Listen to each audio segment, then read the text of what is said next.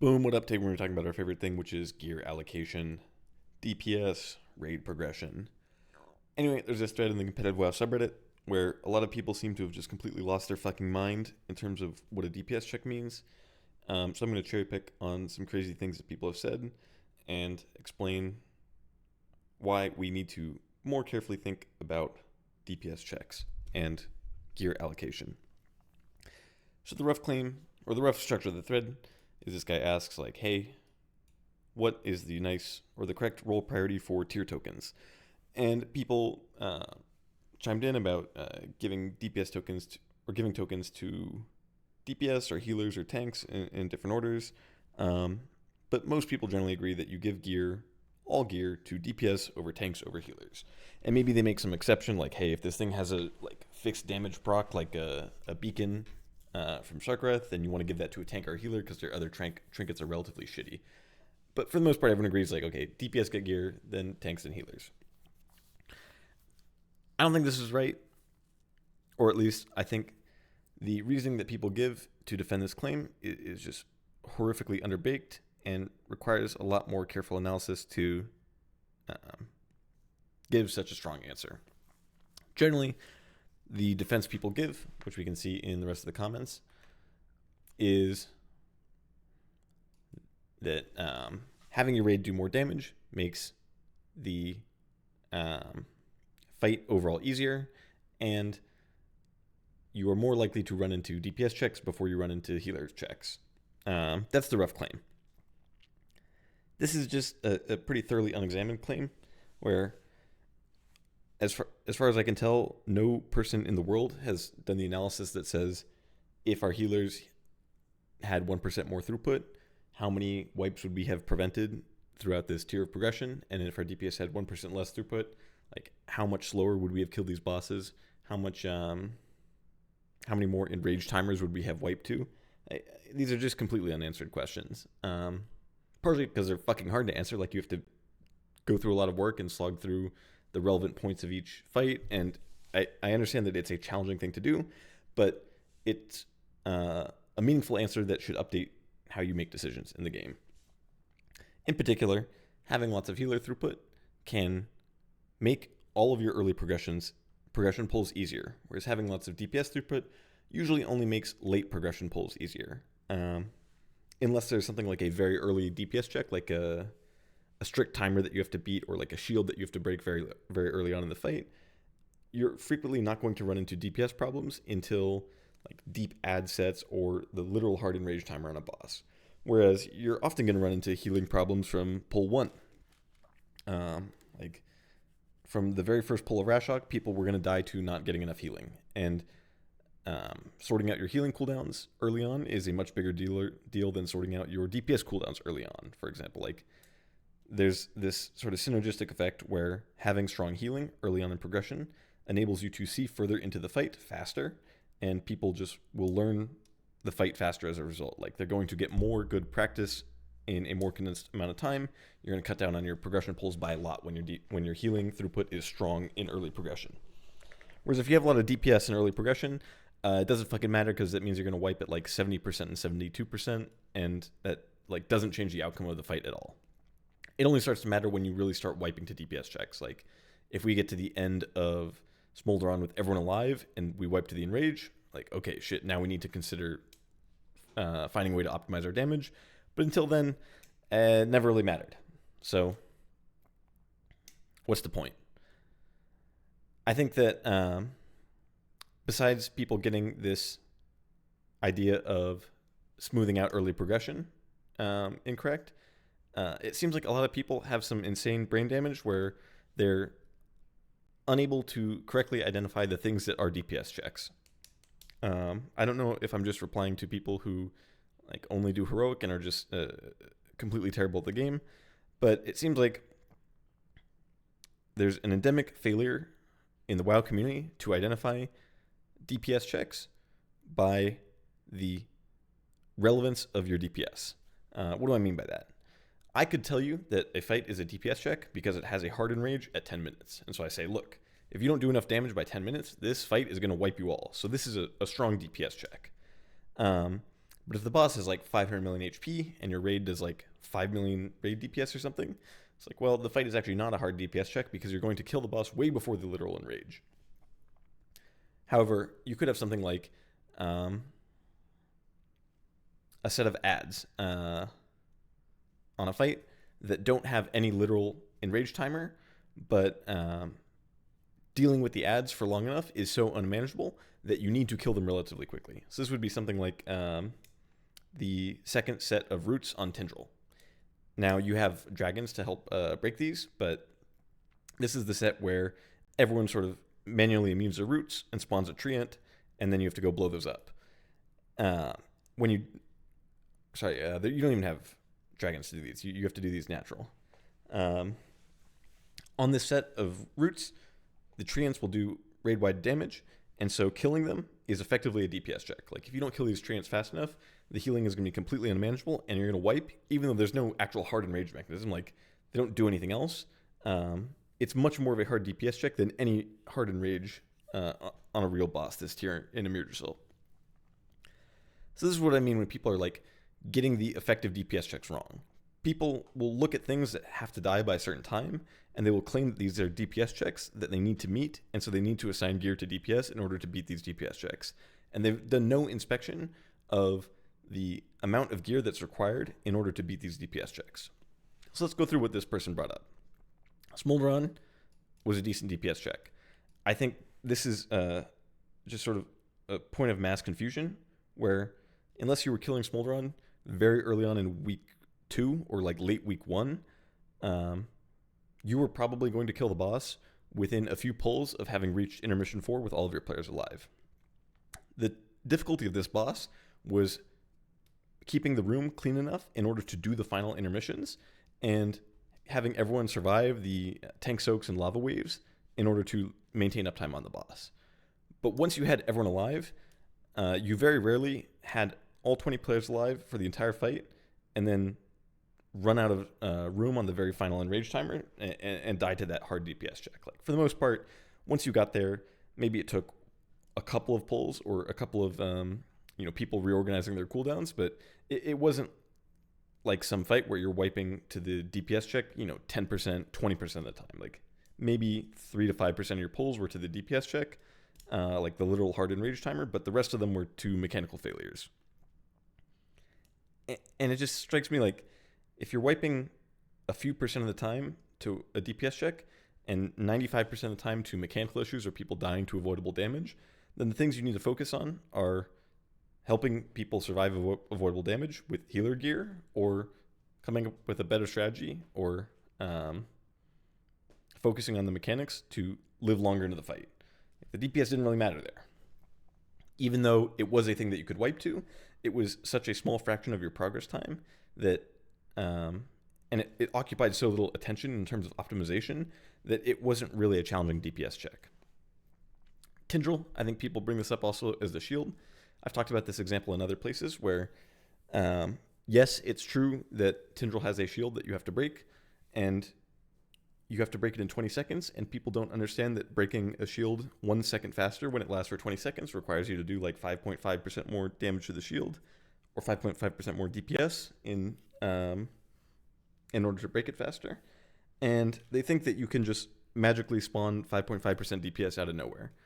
And really, the way that you get that level of damage is you like have people hold cooldowns, which they should do, or you have people fly to the platform faster, or like land in a better spot, or set up their play their character better, or change specs or things like that. But it's not damage that could be found from simple gear at the point of the tier when people were on Tindral.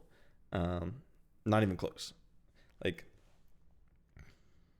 you could get maybe a couple item levels left when you were on Tindral for most Hall of Fame guilds, but you were not going to find 5-10% damage out of nowhere on this shield without like changing the way you play and just like improving your character. You had to fundamentally change your approach to the mechanic in order to break it faster.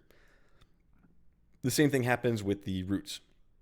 People talk about the roots as a DPS check because you need to break them in order to get out and not die to the beams, but they misunderstand that the way that you break the roots 10 or 20% faster is by organizing your players more efficiently and like stacking the roots up for AoE rather than having more gear. Or maybe the thing you need to do is like have one or two classes hold big cooldowns for that set of roots that you're struggling with, rather than like give everyone in the raid 3 more item levels arbitrarily. Because the problem isn't the roots are being broken 3% too slow. The problem is that they're being broken 30% too slow, or some enormous number that can only be accomplished by really changing your approach to the mechanic. Now, he does have a point that Tindral does have like a reasonable hardened rage, where the last mechanics of the fight have these really nasty overlaps. And this is a place where like giving gear to your DPS might actually make the difference, in that you can beat these overlaps with like 1 or 2 or 3% more extra damage over the course of the entire fight, because it adds up over 7 minutes. And if you didn't have that damage, you might have to play an impossibly challenging set of overlaps that people haven't practiced for. And so you save a lot of progression time by beating that mechanic. Now, this was pretty specific on your guild's actual damage. Like, there are some guilds that were nowhere close to beating these enraged timers with their damage, and there are some that were like right on the cusp and could benefit from that extra few percentage points. And people don't evaluate these things contextually. They just like generically say that we need more damage to beat a DPS check, even if they are far from beating it or far from losing to the DPS check. I think people also misunderstand that like there was also a sort of hard check for HPS in phase 2 of Tindral, where phase 2 and phase 3 really, where people would die if they didn't get enough healing during the tough overlaps of seeds and falling stars, and having extra healing throughput on those might have made the difference on more pulls than the extra DPS might have made the difference for deep P3 progression. And this is something that no one has evaluated critically. They just like blindly look at damage and say that damage is the thing that matters when people are dying to falling star damage that they can't avoid.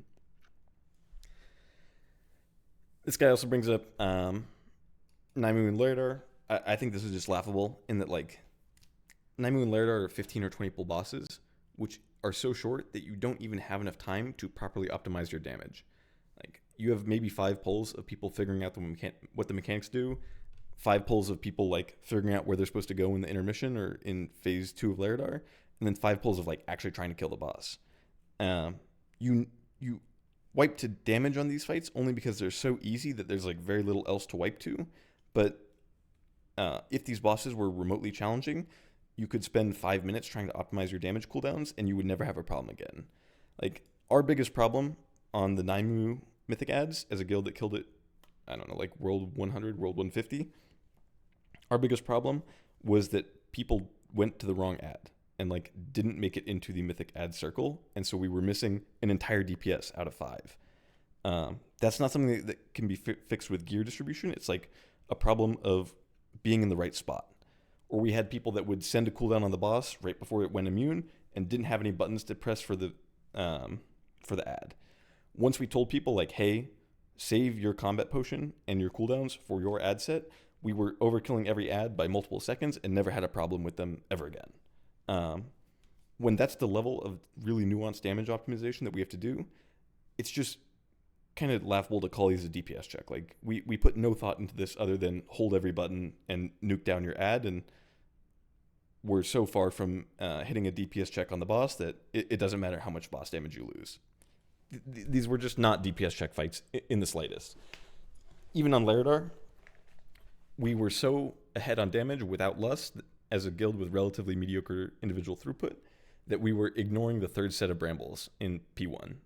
Just not even targeting it or healing it up, because we knew that we were going to beat the damage check by so much to push into P2, even while holding lust in pot for the second phase. Like, there was never any damage check for any reasonably skilled guild on these bosses. You would need 20 players who are all gray or green parsing to somehow make it to these bosses and be challenged by the DPS requirements. And if you have players that are gray or green parsing, the like highest leverage optimization is not your gear distribution, but it's like telling these players to hit their buttons and not like stand around doing nothing, or telling them to use their cooldowns when they're off cooldown. And those will result in damage gains of tens of percents, not the single digit percents that you get with slightly better gear optimization. Fyrak, I think, is finally the last sort of good point, where you did have a real damage check in the intermission shield. You did have a real damage check on the ads. and you did have a real damage check in P3. Now, these weren't super challenging DPS checks in that they usually took 1 or 2 wipes or something, and then people would figure out the cooldown management to beat them. But they were DPS checks. They were things that you could wipe to if you had exceptionally bad pulls in terms of really poor variance, and they were things to think about. But, as is always the case, people have done a really poor job contextualizing the levels of difference that you can have in these damage checks. So if you look at something like Fyrak, if you are just barely breaking the shield and you say, wow, we need to break the shield a lot faster, how many item levels do we need our raid to gain in order to break the shield 1 second faster? Well, Blizzard sort of has this tuning target that 1 item level should be like 1% more DPS. And so because it's a 30-second cast, we need 30 over 29 or something like 3.44% more damage or like 3.5-ish item levels across the entire raid in order to break the shield 1 second faster. And that's just a single second, not like 2 or 3 seconds of breathing room. Now, if you're breaking the shield in 30 seconds and you're on pre-nerf Fyrak, we know that the shield had something like 106 million health from math, and so you had to do something like 3.6 million raid DPS to break it in time. So if you want to gain 3.4% on 3.6 million, that's something like 120k raid DPS to finish 1 second faster. Well, what are some other things you could do to get 120k DPS? If you had something like an outlaw rogue, you might see that 2 minutes into the fight, they're doing like 200 to 230, 250k something even damage, even DPS. Like it's a relatively flat damage profile. Their spike is maybe only 40k DPS, and this is a little bit after the shield gets broken, I think. It might happen like at, I think the shield is like 240 to 310. So maybe like right around here is when your damage is happening. It's like 260,000 damage from your outlaw rogue, maybe. Well, if you have them play subtlety and hold their cooldowns, you could get this damage spike of 390,000 or something during the shield. You could gain something like 120, 180,000 DPS just from having them swap to sub. If you have them play Assassination and hold CDs for the boss, because you don't need the P1 damage, you only really need the P2 damage, you could get a DPS spike of 450,000.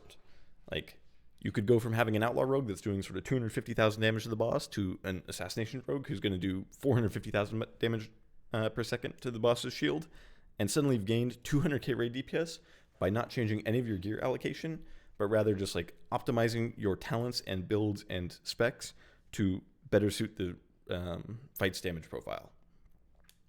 This is what I mean when I say we need to put these things in context. Like, either we could assign all of our gear to our DPS and sort of leave our healers out to dry and sort of fuck our healing throughput, or we could just tell our outlaw rogue to learn how to play assassination over the weekend, and then we would break the shield multiple seconds faster from that extra damage. Note that like these are super underrated DPS numbers because your assassination rogue is almost certainly going to get an aug buff and a PI and other externals during this period, and is going to do like 700,000 DPS to the shield or something absurd. All that is to say, we need to look at how realistic it is to gain different sources of damage when we're talking about these DPS checks. And when we just like blindly throw out that we should itemize DPS over healers without looking into the literal magnitude that these decisions, or the literal magnitude of the changes that these decisions are affecting, we're just sort of saying things blindly without any concrete evidence to back it up.